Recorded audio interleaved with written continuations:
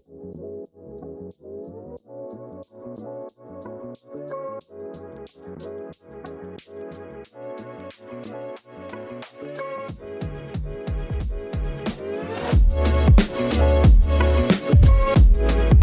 og rigtig hjertelig velkommen til Boss og Beater. Mit navn er Morten Jensen, og i dag der har vi selveste Howard Beck med på programmet, hvor der skal snakkes om NBA Draft Lottery, helt specifikt om, hvad der sker om bag scenerne, altså det, man ikke ser på tv, men først ser på YouTube efter programmet.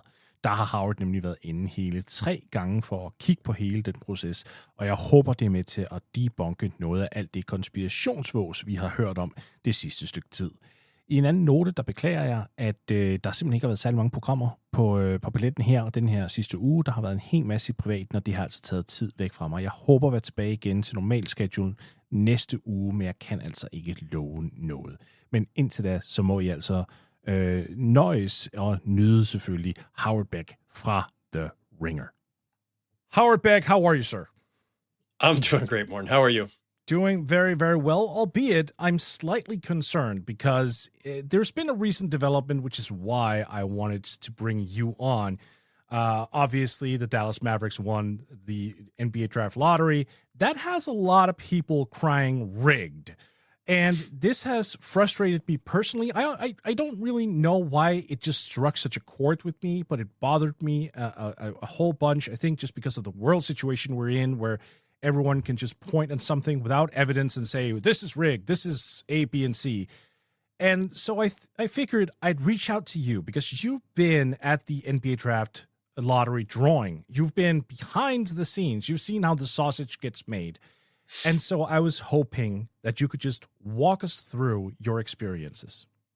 Yeah, for sure. Thanks for having me. Fortunately, it's not nearly as gnarly as what I would imagine an actual sausage factory looks like. I've never seen literal sausage getting made. The lottery is pretty clean proceedings compared to what I would imagine sausage making is. I will stop talking about sausage making now. Sorry, weird mental tangent. Yeah, the lottery, the NBA period seems to trigger more than its share of conspiracy theories for whatever reason. That's a long-standing thing that predates my time covering the league. I've been doing this since 1997, but this has just always been kind of part of the scenery. It's strange. I don't quite get it. And the longer I've covered the league, not that I ever believed any of this stuff in the first place, but the more I've covered the league, the less I believe any of this stuff anyway. But we do live in conspiratorial times, and we do live in an era where it does seem like more and more the bar for asserting something as fact without any proof at all seems to be very low. We've seen it here in the U.S. with a presidential election where there's claims of an election being stolen with zero evidence of anything ever, despite multiple investigations. We saw any number of dumb conspiracies revolving around the pandemic 5 years ago. There's a part of me that even in responding to you for this podcast invitation, which I'm happy to do, part of me feels like it doesn't matter what we say. People who want to believe in conspiracies just will, whether it's about 9/11 or whatever else, alien abductions, it doesn't even matter. If you believe something strongly enough, you don't need facts, you don't need evidence. So let me start there. And then, yes, the lottery, as I think your listeners know, there's 2 versions of the draft lottery, right? There's the TV show that they put on where we get this wonderfully dramatic countdown from 14 down to 1 over the course of a half hour with commercial breaks and a lot of built-in drama and suspense. And it's phenomenal. It's great showmanship. It's great TV. It's great entertainment. That drawing is for the public. The actual drawing, of course, has gone on 30 minutes or so before that, in a room where everyone who enters has to give up all of their electronic devices and then is sequestered there until the TV show part is over. So if you know the results, you have no way of conveying those results anywhere if you're in that room. I've been in that room. I've done it, I think it's 3 times. I was there for John Wall in 2010, or the 2010 lottery, which ended up being the John Wall draft. The last one I was at was the Zion Williamson one in 2019. I think I was at Ben Simmons in between. I was trying to remember what the third one was. And for some reason, I don't write about these afterward. I usually have gone just to be an observer and just for fun. And then it's usually same week as the draft combine. So The John Wall one was actually in, I think, Secaucus, New Jersey. So I just had to take a quick drive. The other two were in Chicago and same week as Draft Combine. So I went out for multiple reasons, but I've never written. So point being, I couldn't go look up the date of that third one. I think it was the Ben Simmons year. Anyway, if you're in the room, this is what it entails, right?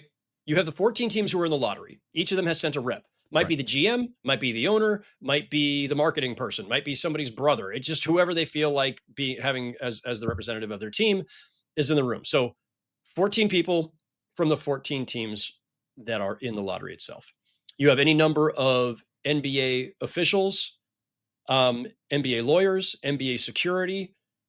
You have the representative, in this case, this year it was a partner from the accounting firm of Ernst & Young. And they're the ones who are presiding over it, right? Or they're not presiding. They are the ones who are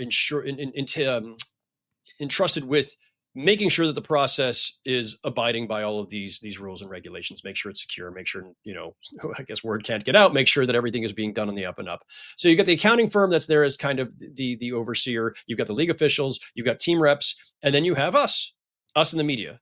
There are, I don't know what the limit is. It's probably somewhere in the 8 to 12 range or something. Again, it's been a while since I've been there. The names of the people who went in this year, including my colleague Zach Lowe, are out there. But so I think it's like a dozen media members. So you take this in stages where it comes to trying to deconstruct what I consider ridiculousness of these conspiracy theories. In the wake of this one in particular, there was a lot of, there's media in the room, but they're just all in on it too, and they don't want to lose their credentials. I want to dismiss this one right off the top before I get into all the other stuff. Any reporter worth a damn, I consider myself worth a damn, and my colleagues who have been in there worth a damn, if you were in there and could witness anything remotely suspicious, you'd fucking run out of there at high speed, calling your editor going, you're not going to believe what this is career making. Are you kidding? I would kill to be able to unpack something like that or to witness something that I could then blow the lid off of. That's what half of us got into this jobs for. We're journalists first. Lose a credential. I've covered 2,000 games. What am I losing at this point? My God. It's just dumb. It's just really, really dumb. But let's go back. That's the lowest hanging fruit to even address. Think of it this way, though. If the media who were present could pick up something or were part of this grand conspiracy, let's say reporters are somehow easy to buy off on all this, if you believe that. Why in the world would the 13 teams who did not win the lottery be in on this? Yeah. Why would anybody else in there be in on this? So ponder those questions, if you will, folks who believe this stuff. So there's who's in the room, and there's who's there to witness it, and to just by your presence be able to observe and ensure that all of this is legitimate. And then there's the process itself. So 14 ping pong balls, numbered 1 through 14. There are they do 4-ball combinations, right? And the way this is done is there's the hopper in front of the room. The hopper is manufactured by a company called Smart Play. They also manufacture these same machines for state lotteries. So obviously they have a long track record and credibility in this space. Smart Play, the manufacturer of the machine, and obviously they provide the ping pong balls as well. They have weighed and measured and certified the legitimacy of all these ping pong balls to ensure that oh no, there's not some that are weighted, so you can try to get this combination and all this.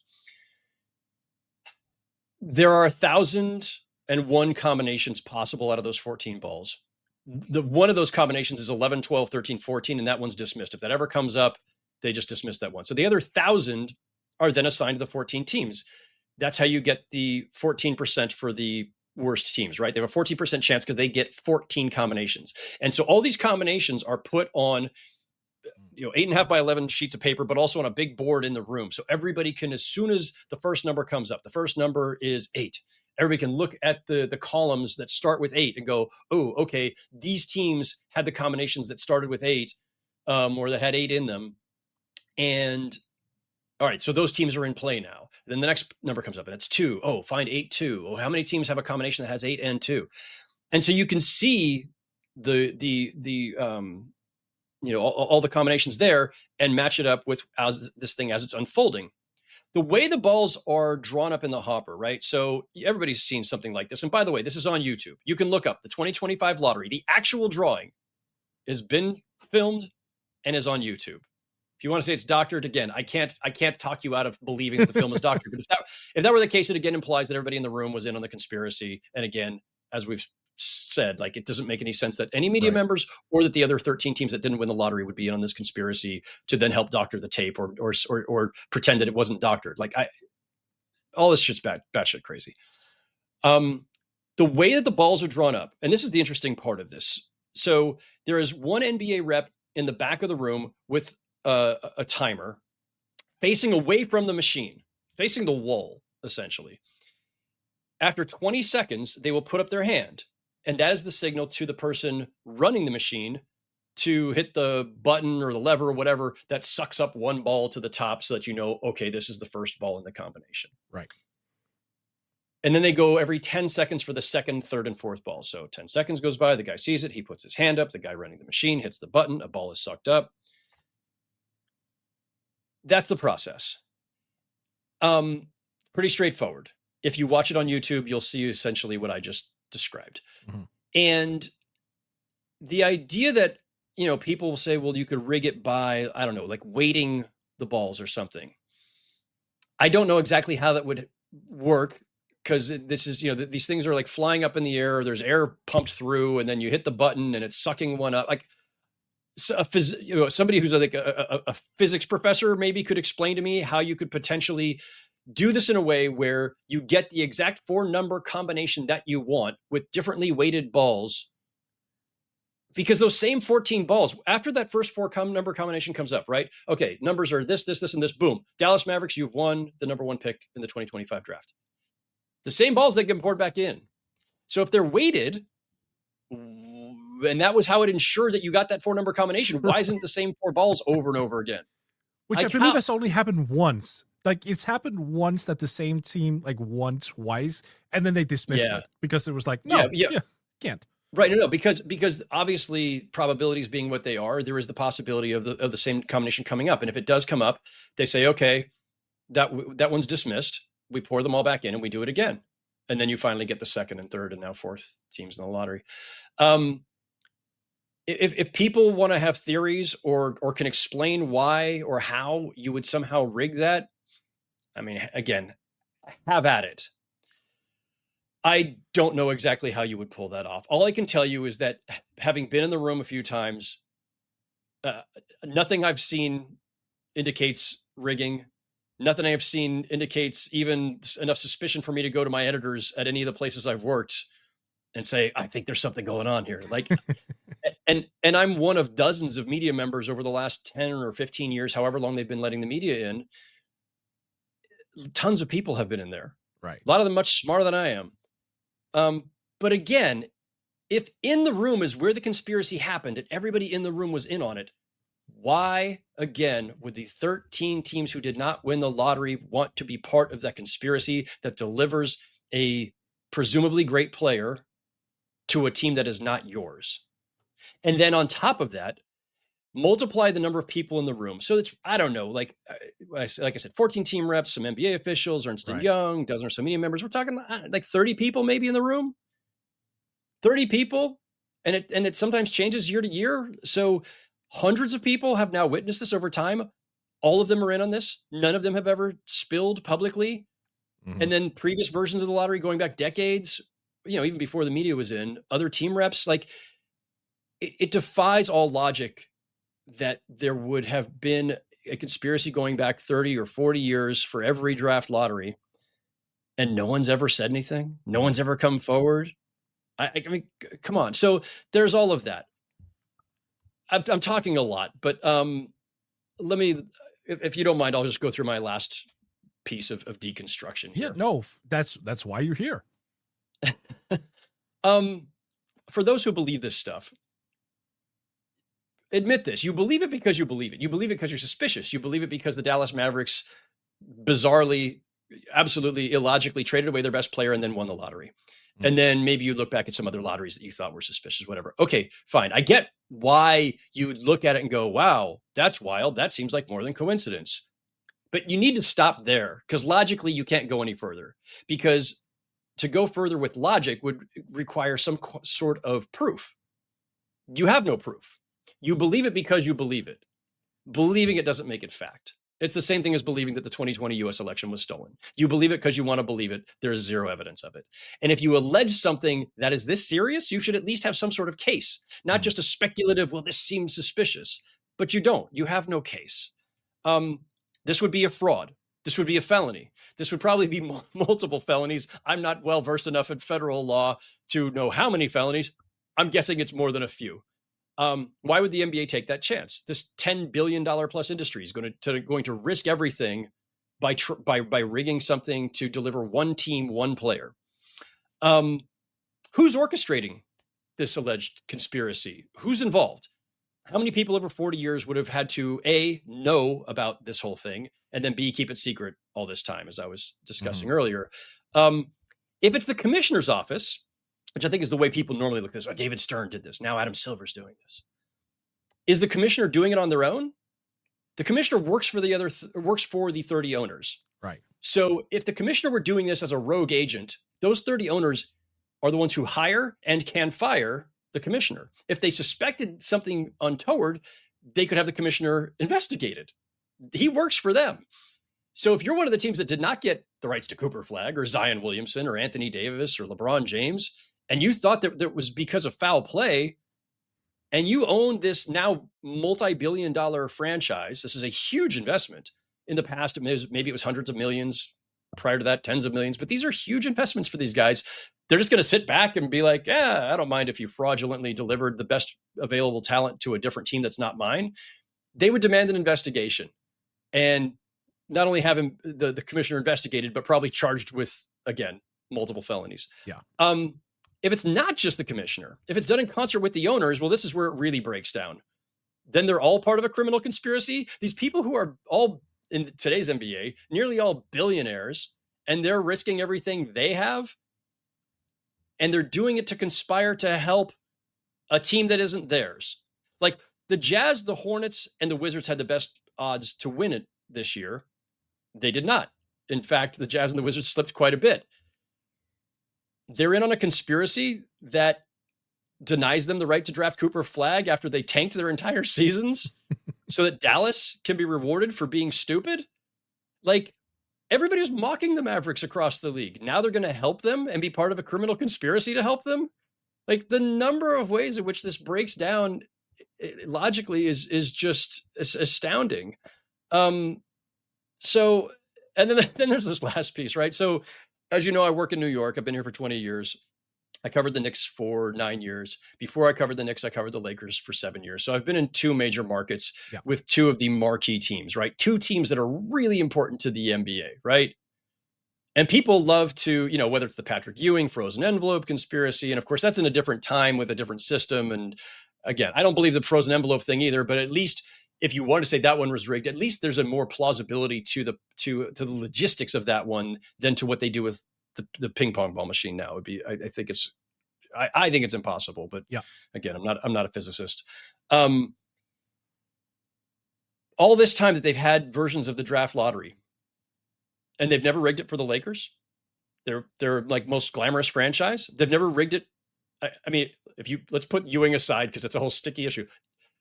I got here in the mid 2000s and the Knicks were horrible, and they were horrible for most of the time that I've been here. Here's a quick review, Morten, of Knicks draft results. I just looked it up before we came on because I wanted to remind myself. 2003, the LeBron draft, which also involved Carmelo Anthony, Dwayne Wade, Chris Bosh. The lottery placed the Knicks 9th. If you were going to rig the draft lottery ever, and you wanted to do it to help a team that really helps the league, you'd rig it for the freaking Knicks. They got Michael Sweetney. Michael Sweetney, who most of your listeners probably have no idea who that is. They got Michael Sweetney at 9 in a draft that had LeBron, Carmelo, Wade, and Bosh. Very good power forward. Stayed 4 years in the league. There you go. 2008, the Derrick Rose draft. Yeah. The Knicks were 6th and got Gallinari. You couldn't have rigged it so that they could get Derrick Rose. 2009. Well, Howard, they did get something that year. They got that meme of Mike D'Antoni completely like straight faced when he saw that the pick was going to be 6th. I don't know if you remember that, but I still have that I on my inner eyelid. He was just his soul broke in real time.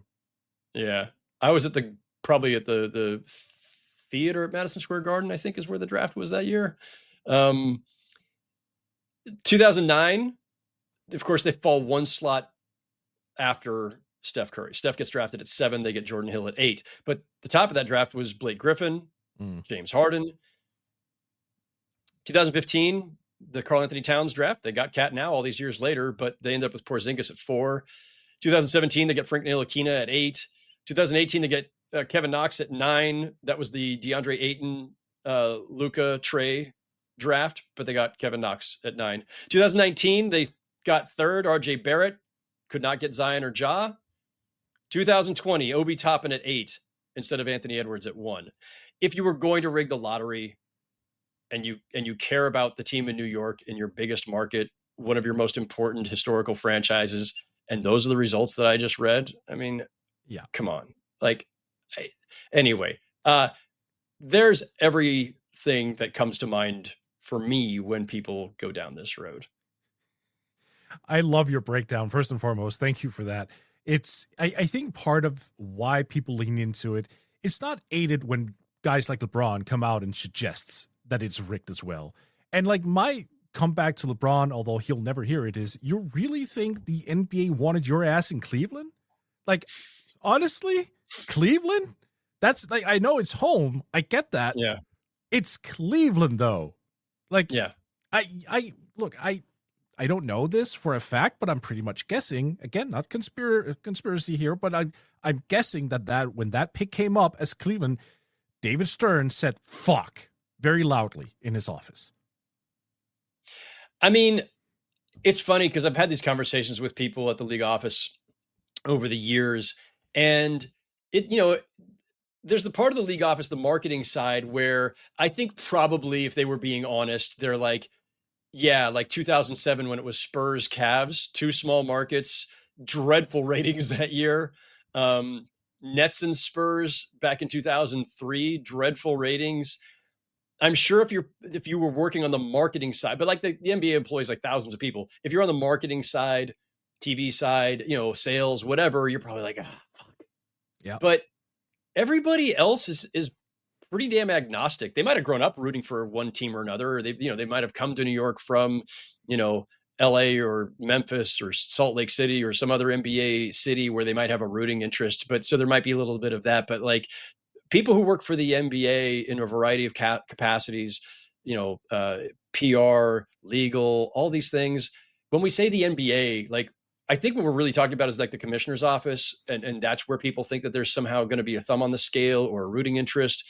But again, like the NBA employs a ton of people doing a ton of different jobs, most of which are unaffected by where the finals are or who won the lottery. It's just like, oh, okay, time to send out a press release. Oh, okay, time to go set up the next event. Like they're just, it's mostly like people working in just process oriented jobs. It's all pretty mundane stuff.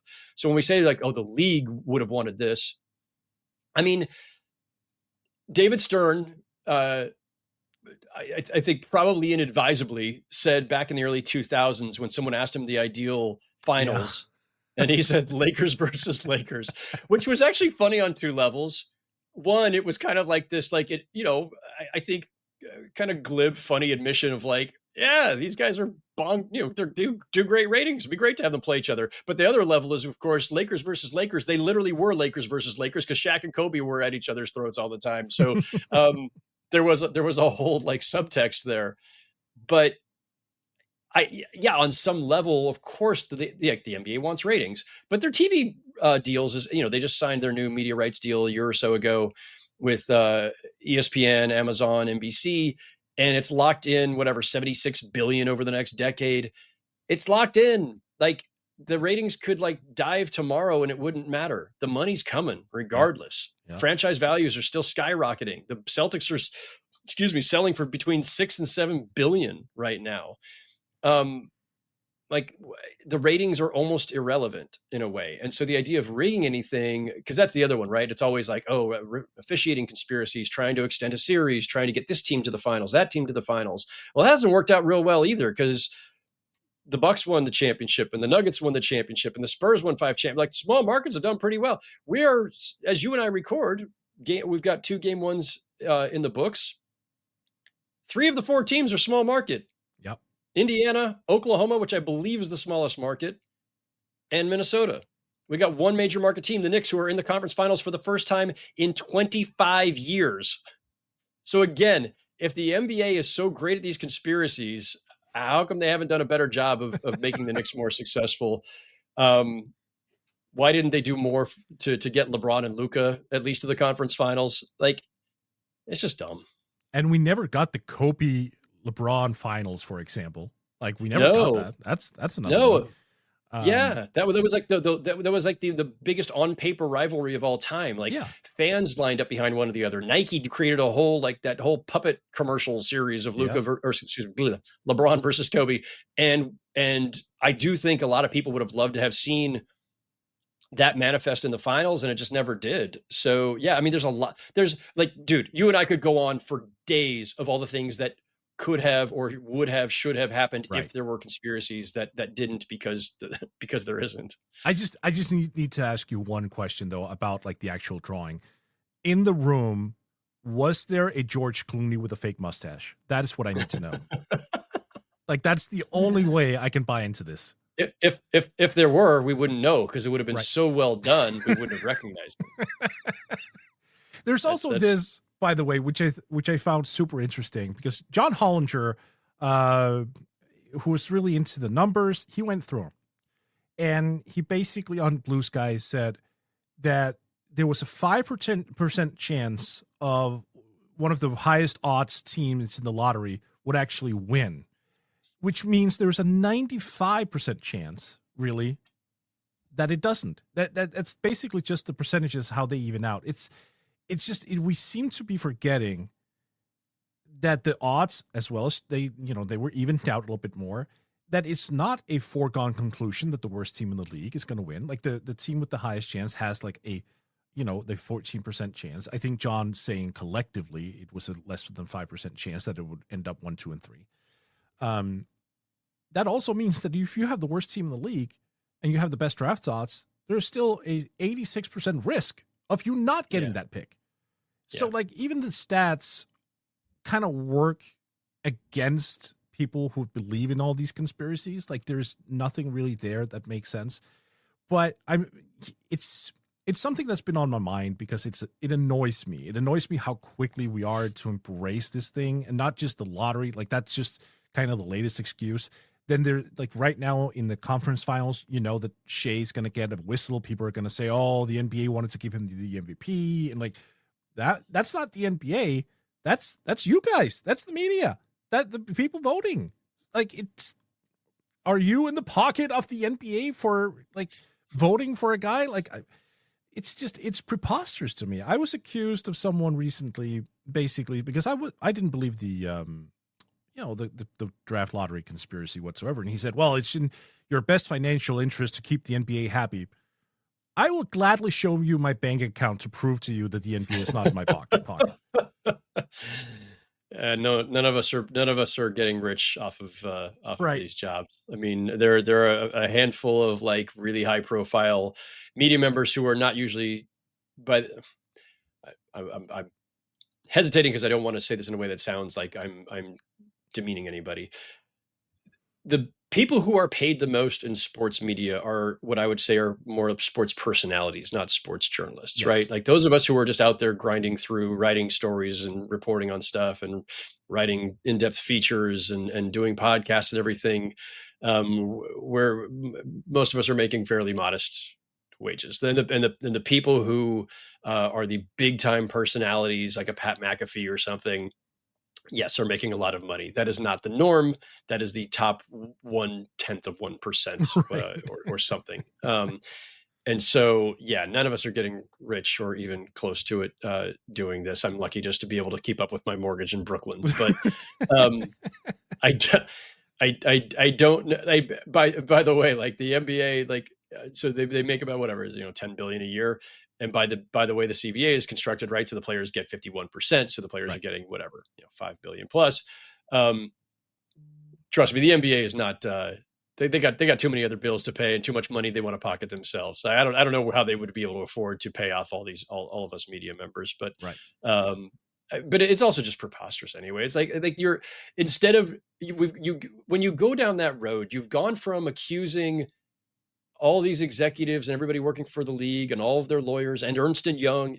You've gone from accusing all these people of a felony, again, multiple felonies, to now besmirching all the media members too. And like now we're all like, how many dozens or hundreds or thousands of people are you going to say are in on this to reassure yourself and make yourself feel better about this preposterous theory you have that you cannot even support, that is based purely on suspicion? Like, it's pretty obnoxious.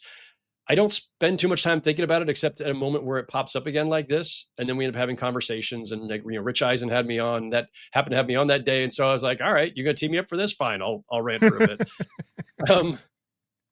But like, it's again, like I just see it as a one of our greater just, social dynamics. Right. And it is so indicative of the time we live in, that people are just willing to buy into these things with zero proof and nothing but suspicion. And it's fighting an uphill battle, right? If you believe these things, you're going to believe them no matter what anybody says. And the most devious thing about conspiracy theories in general is that it's almost impossible to disprove them, right?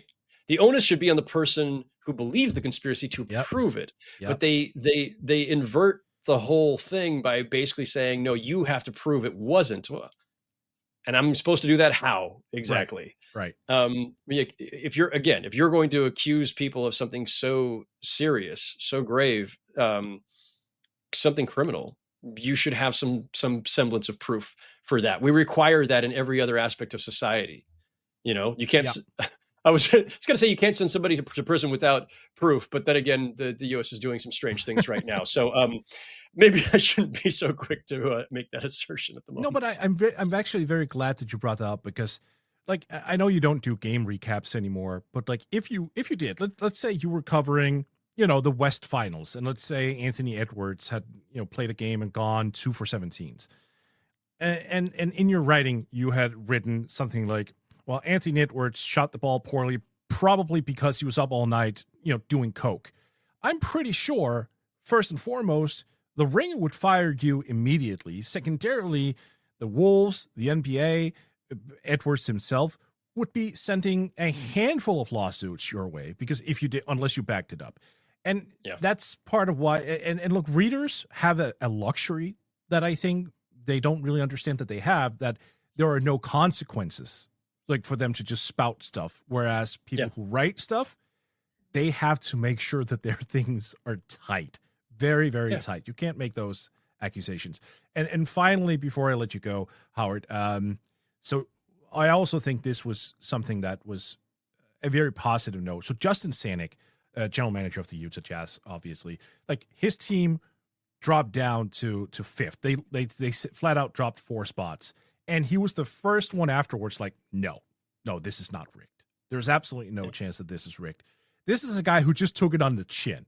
This is a guy who just, went all the way. He's not even guaranteed Cooper Flagg or Dylan Harper or Ace Bailey or whoever is going to be picked at 3. I mean, he kind of saw his team just waste an entire year, as you alluded to previously, and he still is like, no, it's definitely not rigged. I think that is... that, like, we have to listen to that more. That needs to get more play than LeBron, for example. Yeah. It's funny. It's one of those things where if somebody was in the room and they say it's not rigged, the conspiracy theorist, again, because the conspiracy theorists will take every data point and turn it into something that that bolsters their argument, and will dismiss everything else. So if somebody in the room said, I don't know, that was kind of weird. Aha, rigged.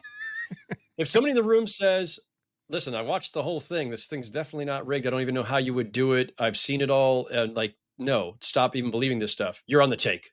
You're doing it to protect your job.